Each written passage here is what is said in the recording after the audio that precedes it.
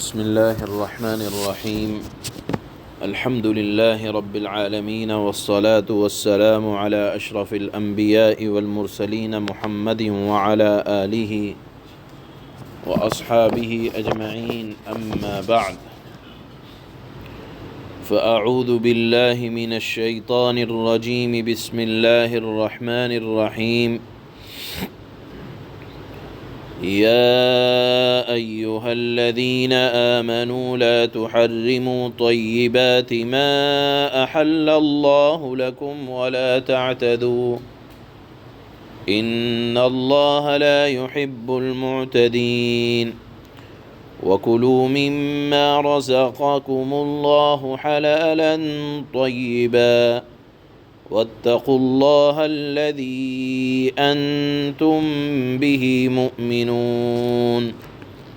صدق الله مولانا العلي العظيم.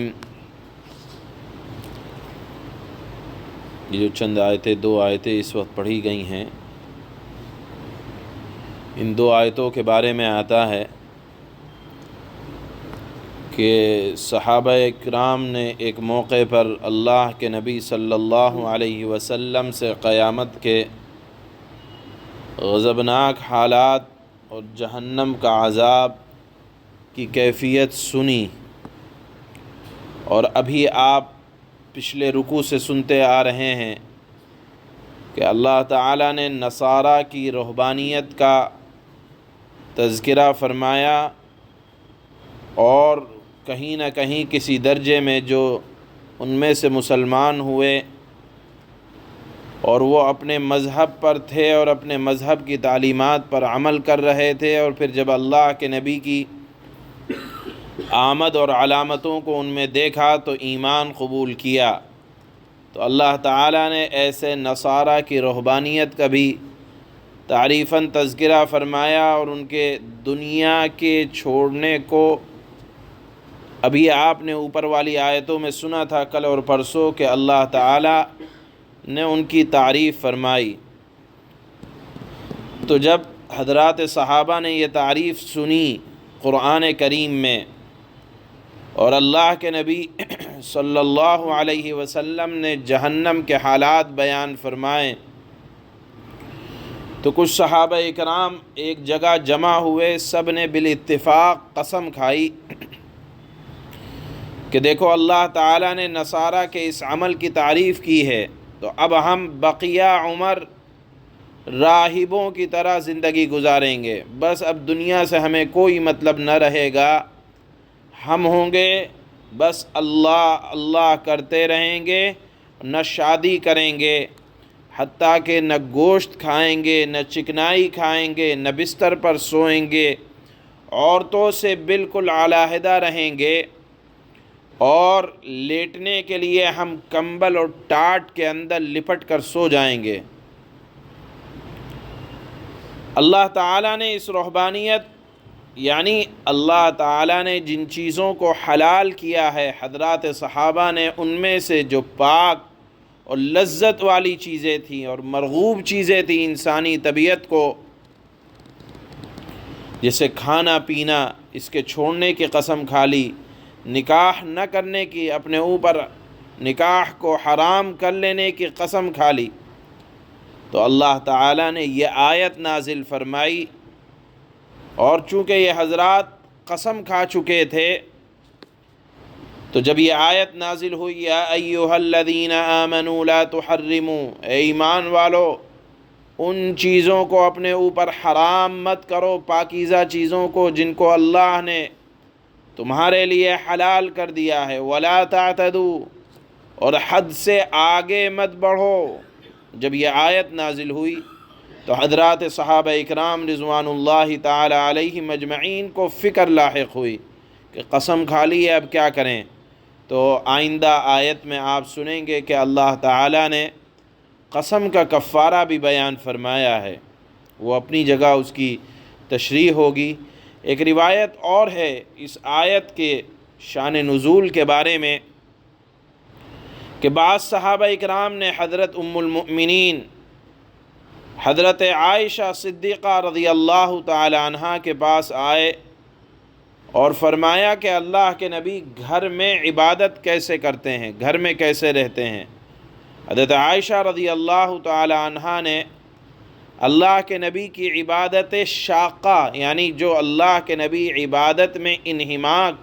اور ساری رات جس طرح عبادت کا طریقہ تھا کہ آپ آرام بھی کرتے، سوتے بھی، دن میں لوگوں کی خدمت بھی کرتے، مسائل کو حل بھی کرتے، ان کا اظہار فرمایا۔ یہ سن کر وہ کہنے لگے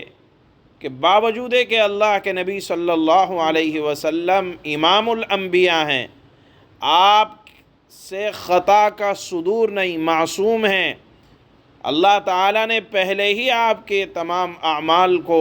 معاف کر رکھا ہے، لیکن اس کے باوجود اللہ کے نبی کی عبادت کا عالم یہ ہے اور ہم تو گنہگار ہیں۔ پھر ہر ایک نے، حضرت عائشہ فرماتی ہیں کہ ہر ایک نے یہ عہد کیا، کسی نے کہا کہ میں رات بھر نماز پڑھوں گا، کسی نے کہا کہ میں ہمیشہ روزہ رکھوں گا، کسی نے کہا کہ بیوی کے بالکل قریب نہ جاؤں گا۔ بالآخر اللہ کے نبی کو یہ اطلاع پہنچی تو آپ نے فرمایا ان لوگوں کو کیا ہو گیا ہے؟ کوئی کہتا ہے کہ میں صرف روزہ رکھوں گا، کوئی کہتا ہے کہ میں شادی نہ کروں گا، عورتوں سے خلوت میں نہ جاؤں گا۔ اللہ کے نبی فرماتے ہیں کہ میں تو روزہ بھی رکھتا ہوں، روزہ نہیں بھی رکھتا، میں سوتا بھی ہوں، میں نماز بھی پڑھتا ہوں، میں گوشت بھی کھاتا ہوں، میں نکاح بھی کرتا ہوں۔ اور پھر فرمایا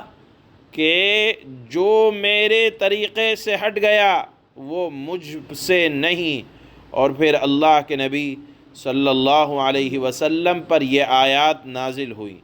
ان آیات میں صاف حکم ہے کہ اللہ کی حلال کی ہوئی چیزوں کو اپنے اوپر حرام نہ بناؤ اور نہ حد سے آگے بڑھو۔ اللہ تعالیٰ نے مسلمانوں کو لذت والی چیزوں کے استعمال کی اجازت بھی دی ہے، لیکن ایک بات ارشاد فرمائی، وَلَا تَعْتَدُوا، کسی بھی معاملے میں حد سے آگے نہ بڑھو، اللہ کے حکم سے آگے نہ نکلو۔ اس کے دو مطلب علماء نے بیان فرمائے، ایک یہ کہ حلال چیزوں کے ساتھ، پاکیزہ چیزوں کے ساتھ حرام جیسا معاملہ نہ کرو، کہ جیسے نصارہ نے رہبانیت اختیار کر لی تھی، امت محمدیہ میں رہبانیت کا کوئی مقام نہیں ہے۔ اور لا تعتدوا، حد سے آگے نہ بڑھو، اس کا ایک مطلب یہ ہے کہ محض دنیا کی لذتوں میں الجھ کر اللہ اور اللہ کے احکامات سے غافل نہ ہو جاؤ، جس طرح یہودیوں نے کیا تھا۔ نصارہ نے